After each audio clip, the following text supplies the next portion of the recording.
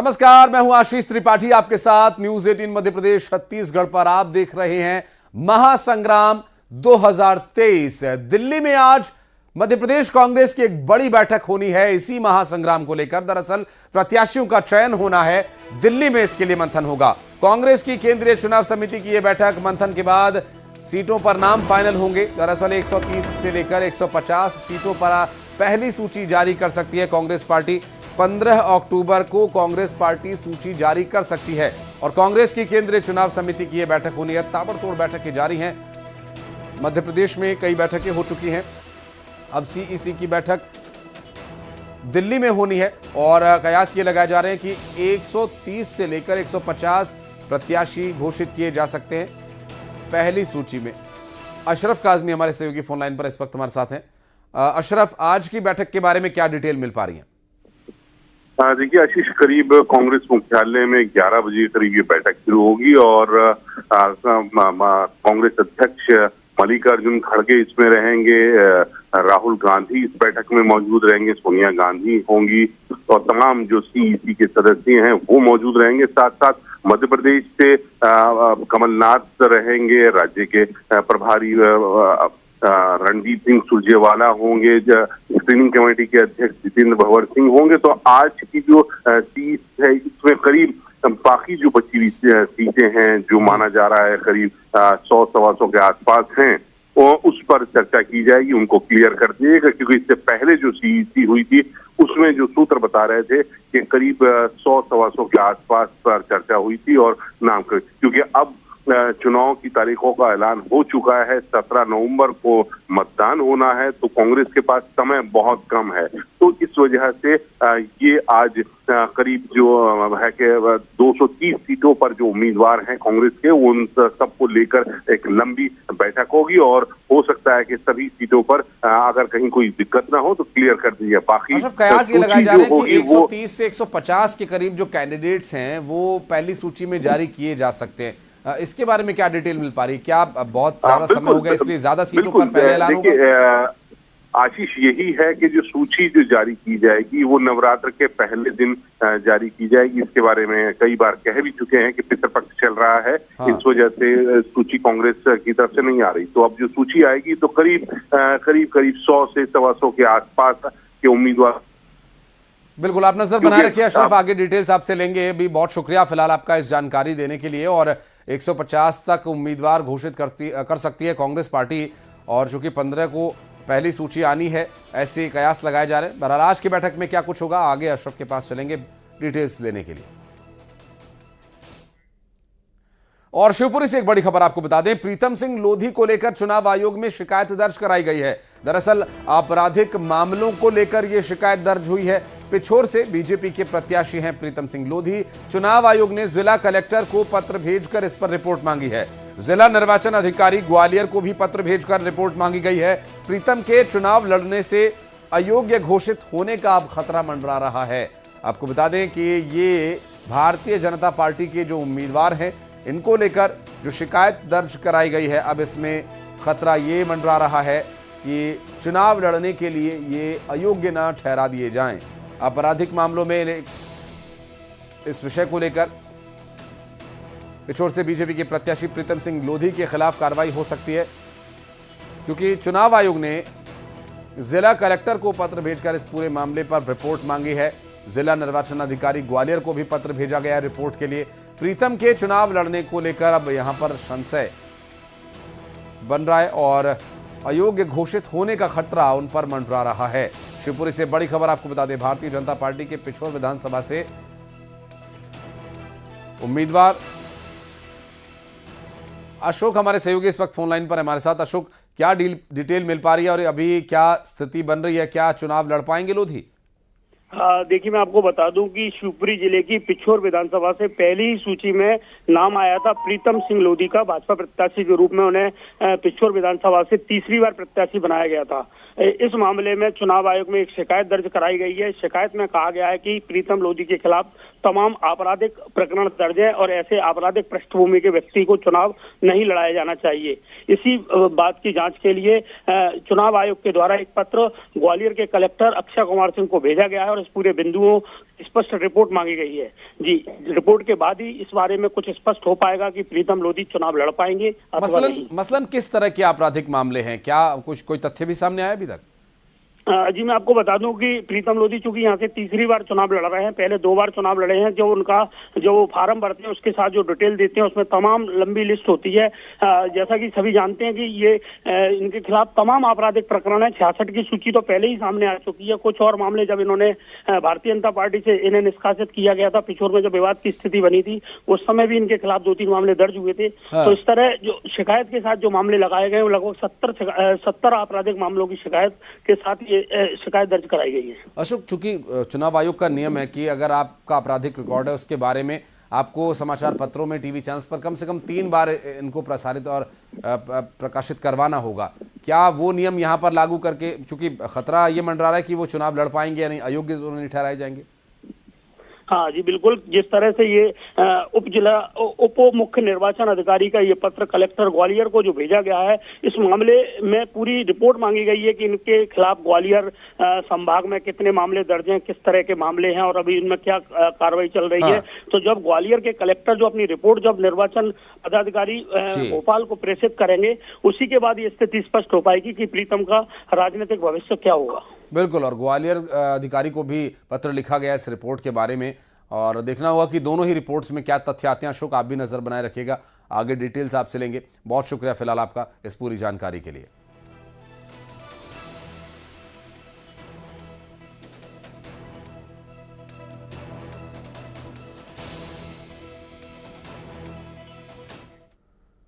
और चलिए बढ़ते हैं आगे। आपको बता दें कि भारतीय जनता पार्टी ने मध्य प्रदेश में अब रणनीति को और कस दिया है। दरअसल ताबड़तोड़ रैलियां करने के लिए तैयार है भारतीय जनता पार्टी के नेता। केंद्रीय नेता अब यहां पर चुनावी कमान संभालने के लिए आएंगे, जिसमें प्रधानमंत्री नरेंद्र मोदी, गृह मंत्री अमित शाह खुद मोर्चा संभालेंगे।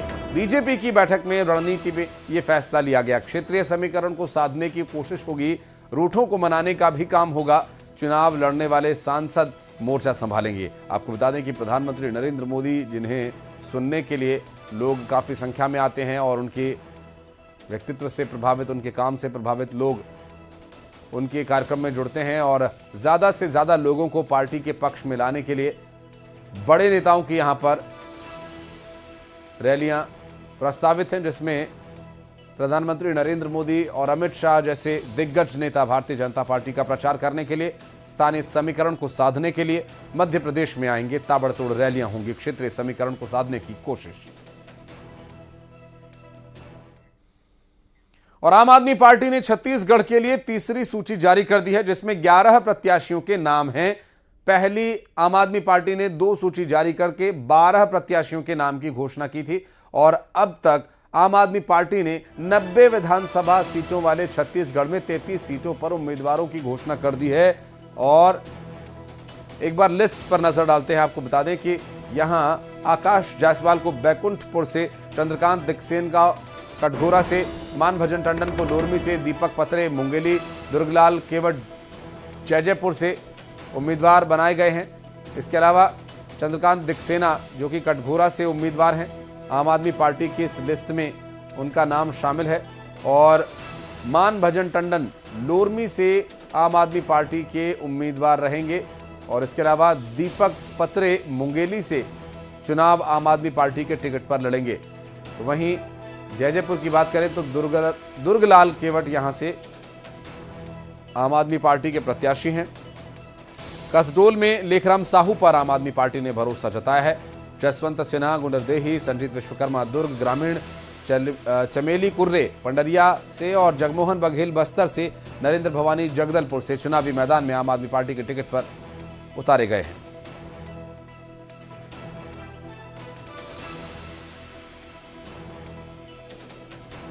तो ये जो लिस्ट है, इसकी ग्राफिक्स के माध्यम से भी जानकारी हम आपको दे रहे हैं। दरअसल जो आम आदमी पार्टी ने छत्तीसगढ़ में तीसरी सूची जारी की है, जिसमें जगमोहन बघेल को बस्तर से इस बार उम्मीदवार आम आदमी पार्टी ने बनाया, तो वहीं नरेंद्र भवानी को जगदलपुर से चुनावी मैदान में इस बार आम आदमी पार्टी ने उतारा है। और आकाश जायसवाल जो कि बैकुंठपुर से आम आदमी पार्टी के टिकट पर चुनाव लड़ेंगे, पार्टी ने इन पर भरोसा जताया। छत्तीसगढ़ की ये तीसरी लिस्ट आम आदमी पार्टी की हम बता रहे हैं। चंद्रकांत दिक्सेना को कटघोरा से उम्मीदवार आम आदमी पार्टी ने बनाया है।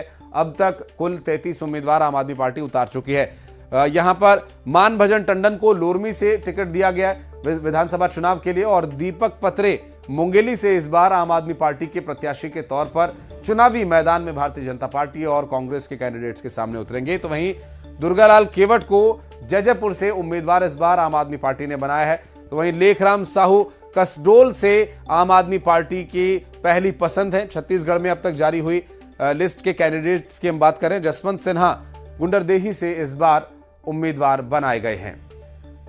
चलिए बढ़ते हैं आगे और करेंगे कुछ अन्य खबरों का। 212 भारतीयों को लेकर इजराइल से एक एयर इंडिया का विमान 1140 दिल्ली एयरपोर्ट पर लगभग 5:54 पर लैंड हुआ और सभी यात्रियों को सुरक्षित स्वदेश लाया गया है। सरकार की तरफ से ऑपरेशन अजय चलाया जा रहा है, जिसके जरिए इजराइल से भारतीयों की वापसी हो रही है। इजराइल में फंसे भारतीयों को वापस लाने के लिए मोदी सरकार ने ऑपरेशन अजय लॉन्च किया है। वहीं टीकमगढ़ की बेटी स्वाति, जो कि इजराइल में पढ़ रही थी, उसे सुरक्षित लाने के लिए उसके पिता ने प्रधानमंत्री नरेंद्र मोदी से गुहार लगाई है। 30 अक्टूबर को स्वाति का वीजा भी समाप्त हो रहा है और टीकमगढ़ जिले के सुप्रसिद्ध धार्मिक स्थल कुंडेश्वर धाम की रहने वाली स्वाति का MSc एग्रीकल्चर में साल 2020 में चयन हुआ था और वो पढ़ाई खत्म कर लौटने वाली ही थी, लेकिन तभी जंग शुरू हो गई।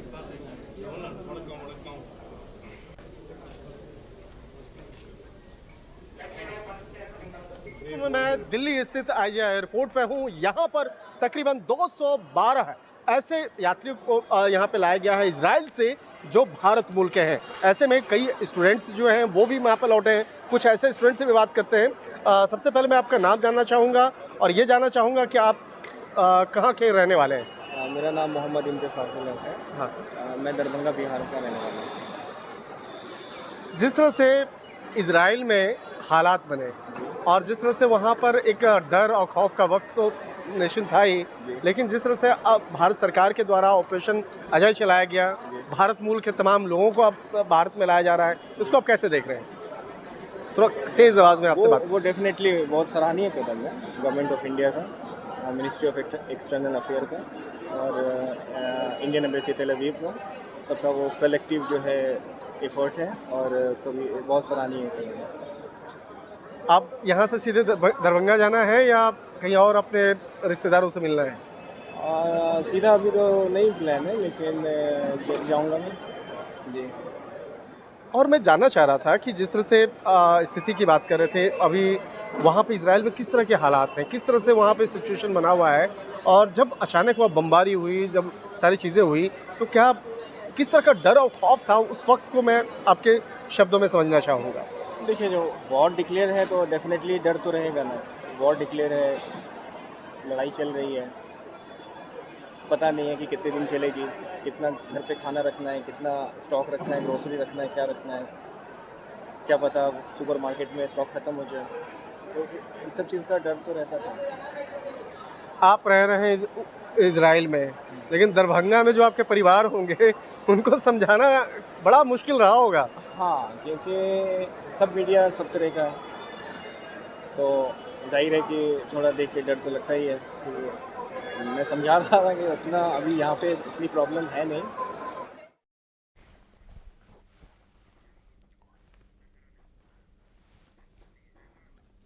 और बात करेंगे हमारे सहयोगी शंकर आनंद, इस वक्त हमारे साथ जुड़ रहे हैं। शंकर, इस वक्त आप कहां पर मौजूद हैं और 212 लोगों का जो ये जत्था आया है, ऑपरेशन अजय की पहली सफलता कही जा सकती है?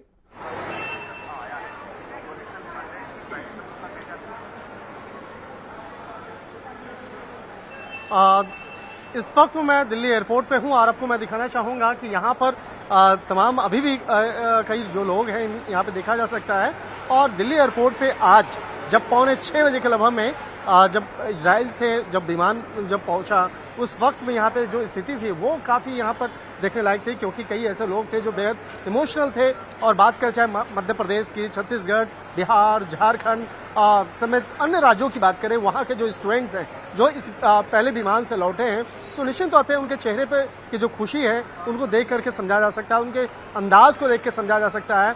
और अगर बात करें कि अब प्रारंभ पहला विमान जो है हो चुका है, लेकिन आने वाले वक्त में कई ऐसे और भी विमान जो हैं उन विमानों के मार्फत से भारतीय मूल के तमाम लोगों को वतन में लाया जाएगा। और जिस तरह से इजराइल के अंदर में जो स्थिति है उस स्थिति से निकालते हुए जिस तरह से भारत सरकार ने एक बड़े ऑपरेशन के तहत, ऑपरेशन विजय के तहत, ऑपरेशन अजय के तहत बकायदा तमाम भारतीय मूल के लोगों को वतन में लेके आ रहे हैं, जिसकी काफी सराहना भी की जा रही है।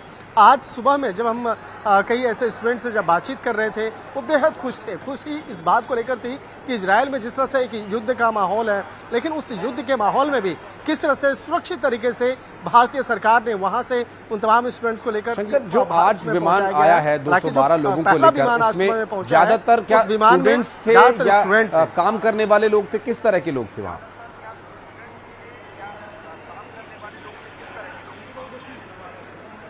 देखिए, आज जो पहला विमान आया है उसी बात को हम जिक्र कर रहे थे कि पहला जो विमान है उस पहले विमान में तमाम जो ज्यादातर संख्या थी वो स्टूडेंट्स की थी। सारे युवा थे, लड़के लड़कियां, और कई ऐसे स्टूडेंट थे जो वहां पर मेडिकल की पढ़ाई कर रहे थे, पीएचडी कर रहे थे। और पीएचडी करने के दौरान में जिस तरह से बाकायदा अचानक ये युद्ध जैसे हालात बने, और वहां पर वो एक विशेष तौर पे वो बता रहे थे कि किस तरह से भारतीय दूतावास के द्वारा उन्हें कई महत्वपूर्ण जो उन्हें मदद के साथ साथ जो महत्वपूर्ण इंफॉर्मेशन जो है उससे लगातार उन्हें उपलब्ध कराया जा रहा था। किस तरह से 24/7 वहां पर हेल्पलाइन सेवा उपलब्ध कराई गई, और उसके बाद उन छात्रों को का रजिस्ट्रेशन हुआ। रजिस्ट्रेशन के बाद उसे सुरक्षित तरीके से वतन वापसी कराई गई है। जी बिल्कुल। अभी आगे चूंकि शंकर ये लड़ाई कुछ और दिन चल सकती है, और ऐसे में जो और लोग वहां पर मौजूद हैं उन्हें भी लाना एक चुनौती होगा। लेकिन जिस तरह से रूस और यूक्रेन के युद्ध के दौरान हमने देखा था कि भारतीय तिरंगा एक रक्षा कवच की तरह न सिर्फ भारतीय बल्कि आसपास के जो पड़ोसी मुल्क के भी नागरिक थे उनके लिए भारतीय तिरंगा रक्षा कवच बना। और हमारे मित्र राष्ट्र इजराइल में भी कुछ इसी तरह की स्थिति है। भारतीयों को वहां की सरकार के साथ सामंजस्य बनाकर वापस सुरक्षित लाए जाने के प्रयास शुरू हो चुके हैं। बढ़ते आगे और करेंगे ग्वालियर से एक बड़ी खबर का। बीते 24 घंटे में डेंगू के 43 नए मरीज आ चुके हैं। यहां डेंगू मरीजों का आंकड़ा 427 पहुंच गया है। दरअसल जय आरोग्य अस्पताल में चल रहे मरीजों का इलाज, जिसकी निगरानी की जा रही है। डेंगू का डंक डरा रहा है। जय आरोग्य अस्पताल में मरीजों का लगातार आना जारी है। बीते 24 घंटों की अगर बात करें तो 43 नए मरीज अब तक सामने आ चुके हैं बीते 24 घंटों में। और डेंगू के नए मरीजों का लगातार सामने आना स्वास्थ्य विभाग के लिए तो चुनौती है ही, लोगों के लिए भी ये चिंता की बात है। जय आरोग्य अस्पताल में मरीजों का इलाज चल रहा है। ग्वालियर में स्थिति डेंगू को लेकर थोड़ी चिंताजनक है, जहां डेंगू के अब तक जो मरीज हैं वो 427 सामने आ चुके हैं, और जय आरोग्य अस्पताल में उन्हें पूरी तरह से इलाज दिया जा रहा है। इसके अलावा डेंगू और आगे ना अपना रूप धारण करे, ना इसे विकराल रूप में बढ़ने से पहले ही रोकने के लिए प्रयास करने होंगे। और जो एक्सपर्ट्स सलाह देते हैं पूरी बाह के कपड़े पहनने, मसलन मच्छरों से बचने के लिए जो भी उपाय आपके पास हैं उनका इस्तेमाल करें ताकि डेंगू से बच सके। और खबरें आगे भी जारी रहेंगी। वक्त एक बहुत छोटे से ब्रेक का है।